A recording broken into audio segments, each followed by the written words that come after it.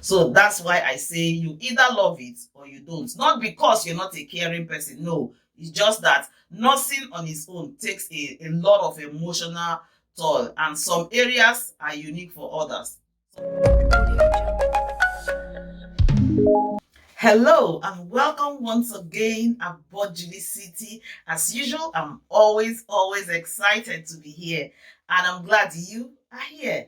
Thank you so much for clicking in to watch today's video. My name is Julietotuma, a registered nurse and midwife practicing in the UK at the moment. Today's video is a highly requested video. I've gotten private DMs, I've gotten comments in the comment section. People are keen, especially student nurses are keen to know about neonatal nursing and how to become a neonatal nurse. If you are just knowing me for the first time, I currently work on the neonatal unit as a registered nurse or midwife. I will explain all that. So yeah, and I think since 2015, I've been working on the neonatal unit, and I absolutely love my job. So today's video then, we are going to be looking at how to become a neonatal nurse. So I'll start by saying what or who a neonatal nurse is. As a neonatal nurse, I look after babies born too soon or sick babies. So when I mean born too soon, premature babies. The youngest baby I've looked after was born at 23 weeks. Yes, that's how early. To become a neonatal nurse, you need to be a registered nurse. Yes. By that, I mean you either be an adult nurse, of which I am, a midwife, or a children's nurse. If you're already qualified, your experience needs to be on the acute unit, which I mean the hospital. And so, yeah, with that and the right CV, you should be able to land yourself a job on the neonatal unit. And I would just want you to know that you either love it or you don't. There's no middle ground. We always say that. So some people find it really hard to attend, emotionally be in the place to attend to these babies because obviously they are really tiny. Yeah, and I've seen an experience of a nurse that was brought in to help out because we are short. Though she's acute trained and well experienced, she has never been on a neonatal unit at all. And she literally freaked out when she looked into the incubator and saw one of the babies, and she did request to be relocated. So that's why I say you either love it or you don't. Not because you're not a caring person. No, it's just that nursing on its own takes a lot of emotional toll, and some areas are unique for others. Personally, I love the neonatal unit, but there are other areas in nursing, not that I can't practice it, but I would want to be there on a long-term basis because emotionally I'm not ready for what that area of nursing will bring me. So don't judge yourself if it is not for you. But for me, I love working on the neonatal unit. So they are born, because they are born too early or they are too sick, they're unable to maintain their airway, and so they will require some airways management support in order to get there or survive. Or because they are born too early, they've not developed sucking reflexes, and so they might have the right respiratory requirements, but they are unable to feed and grow, and that is also life-threatening. So the main things we do on the neonatal unit is providing respiratory needs and nutritional needs. Every other thing is in between. Then the other thing, of course, you know that having a baby is a highly exciting time for every family. However, when things come too early or go wrong in terms of the baby is born full term but sick, it can be really a pressurizing situation for the family, especially the parents. You know, when you plan to have a baby, you're pregnant, and you just look forward to the normal. However, things don't always come as planned, and so these babies might come early or they are born full term but they come sick. And so it is our responsibility as neonatal nurses to not just provide for the babies but also provide the support, the reassurances that the parents need, the information that they require to be able to cope with this life challenging situation. So yeah, you have to be emotionally ready to support parents in this challenging time. And I always find that very fulfilling as a neonatal nurse. Nursing is not a one-man show. Yeah, you'll be working with a lot of other colleagues that are nurses or midwives or registered children's nurses and beyond. And this is the one in nursing we refer to the multidisciplinary team. Multidisciplinary team. So the multidisciplinary team, that's right. And this involves specialist doctors, the neonatologist, pediatrician, other doctors, social workers, pharmacists, dietitian, occupational therapists, physiotherapists.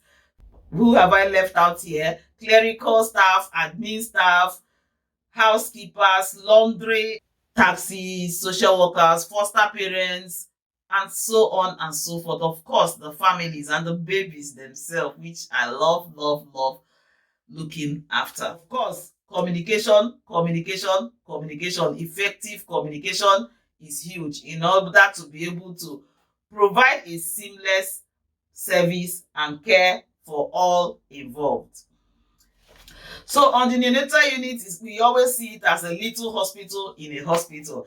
That is because in a regular hospital, you have the ICUs, you have the high dependency unit, you have the wards and the outpatients. On the neonatal unit, you have this whole structure in this unit. So you have one room dedicated to intensive care, one room dedicated to high dependency, and another room dedicated to special care units.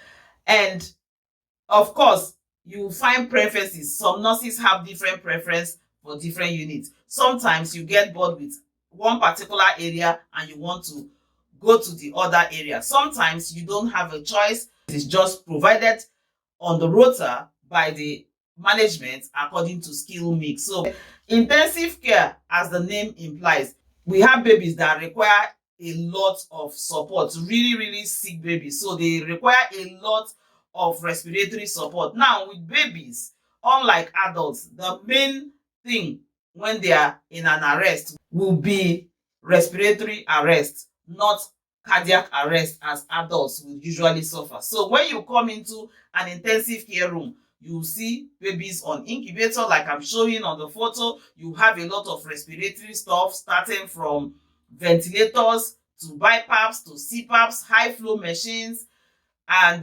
low flow and all of that going on. You might also find babies who are, like I said, some of the babies are born but they are sick. Either, again, for respiratory reasons, they need a lot of high respiratory needs, so they have to be in the intensive care. It could be babies that their jaundice level is so high that they need transfusions, blood transfusion, high requirement of IV fluids and certain medications that needs one-to-one monitoring. So a lot of babies in the intensive care room will need one-to-one nurse monitoring and high observations and chatting. Yeah, so that's the difference there. So there'll be a lot of banging of machines, noises from the machines that will alert the staff to check on baby again and again.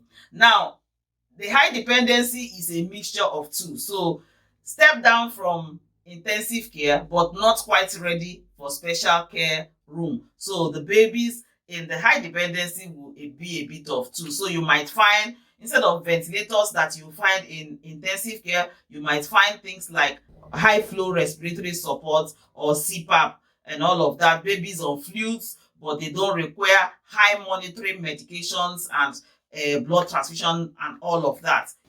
So yeah, and then the special care room, that is my beloved room. I love looking after babies in special care. And these are feeders and growers. That's what we call them, the feeders and the growers. And ask me why I love them. Because I can handle them. Now, the babies in intensive care, because you might find a 23-weeker, 26-weeker, 27-weeker, they are so tiny, they can just be sitting in your palm. Their skin, they are not very developed, so they cannot tolerate a lot of handling. So you don't really handle them only as required. But when you come to the special care room, these ones have found their voices. Yes, they can scream for England. And so they are learning to feed either by tube and finally only on breast or bottle or both, so you can handle them. Some of them are seeking attention at this point, just like any regular full-term baby will. They want you to lift me up. I love those faces. Yes, I love them. And so yeah, I find a lot of fulfillment when I'm in the special care room because I can touch them, I can change nappies, I can feed. Parents are more in a relaxed position because you can understand it's quite an intense thing because it's hit and miss in the ICU room. But by the time you get to the special care room, they are preparing for home. They are literally a step away from home.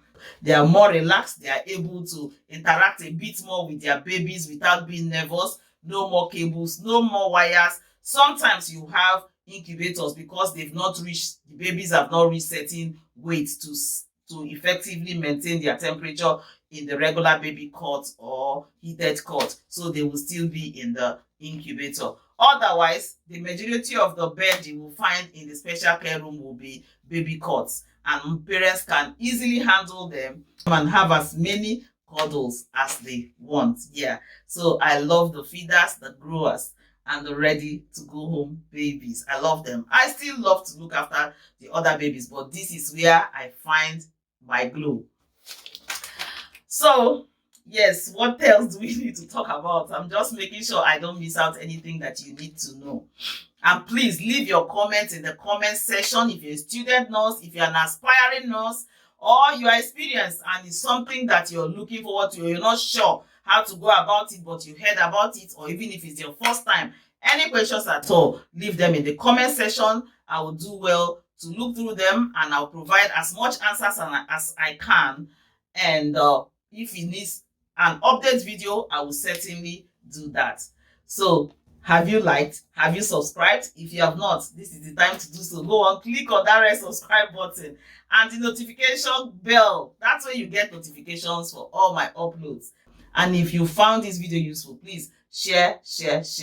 Now, where did we stop? Let's continue what we do. So from medication management to close observations and monitoring of the baby. Of course, we are the first point and we are the most close to the babies or the patients as nurses or midwives. And so we're able to spot or identify certain changes in care, changes in level of needs, or any emergency, and of course alert the relevant practitioners or the team as a whole. Yeah, because we are there all the time with the babies as a nurse or as a midwife on the neonatal unit. And so, like I said, you'll be working with a whole lot of people. And of course, if you're in the UK here, you will know that nursing is no longer just change pampers and change nappies and provide special care. We've moved on. Nurses are very autonomous. You have your voice in the team. You are able to coordinate, relate with your level of experience and education. You're able to relate at the same level with every other practitioner. So you have to keep up with your training. So what is the career prospect? You know, like every other nursing or midwifery training or practice, it does not end there. There's always continuous professional development. And so one of the things you could do, and which units always expects the staff to move up, is begin to gain specialist training. And the first thing will be your NLS or the newborn life support, which is like a resuscitation training, newborn resuscitation training. Now, according to individuals' need, is having your QIS, and that's the qualified in specialty. And so as a neonatal nurse, it will be neonatal nursing qualified in specialty course. And that one, you don't need to leave your job to do it. Usually you can't do it if you're not working on the unit. It's part of your continuous professional development course. So you have certain days you go for your training in the university, and then special days you spend on, if you're on a different level of unit, which I will explain, then you have to go to the high or the high level 4 or level 3 to level 4 neonatal units to gain some intensive experience so that you be prepared to rotate around to intensive care units. Other aspects of growth in neonatal nursing, apart from the QIS, as time goes on, There's also another role, the advanced nurse practitioner. If it's something you like the whole intensity of it and you want to push through, you can become an advanced nurse practitioner. So you can go towards the management, education, research, and so on and so forth. Yeah, so if it's something you like, then go for it. And see how you don't have to be there forever. If you get to the point where you think, oh no, I've paid my dues here, you can move on to another area. That's the beauty of nursing. Nursing is flexible. Like I said, the emotional needs, are you ready to take it on a full-time basis? If you're not, then you won't be giving your best. So it's always important to know what you can take, how much you can take, and be there. Don't try to prove any points. Nursing comes with a whole lot. No matter what area you are, you need to be ready for the emotional baggage. And I just want to encourage those who are student nurses. If you're an adult student nurse, you will not automatically get a placement on the neonatal unit, but you can request your elective if it's something that you're interested in. That way you can get firsthand what it is all about and make a decision to say if it is for you or if it is not for you. So people will say pay. If you're working in the NHS, it's just within the same strata. There's no difference. You start as a band 5 and then you make progress to band 6, band 7 into management and all of that. But if you're working agency, yes, depending on the agency and depending on the hospital, you do get extra. There are a few neonatal nurses, so sometimes you get that extra advantage. I hope you found this video useful. So I look forward to interacting with you in the comment section below. And if it's something you're considering coming into nursing, please do. I encourage you. We need more dedicated nurses. So you're highly welcome. I want to give a shout out to Anna. Anna, I hope you've qualified now or you're just at the verge of qualifying. I know you will be an amazing neonatal nurse. So shout out to you, Anna. I hope you get to watch this video. So till I see you next time, don't forget your health is your wealth. Bye. I wanna stay with you.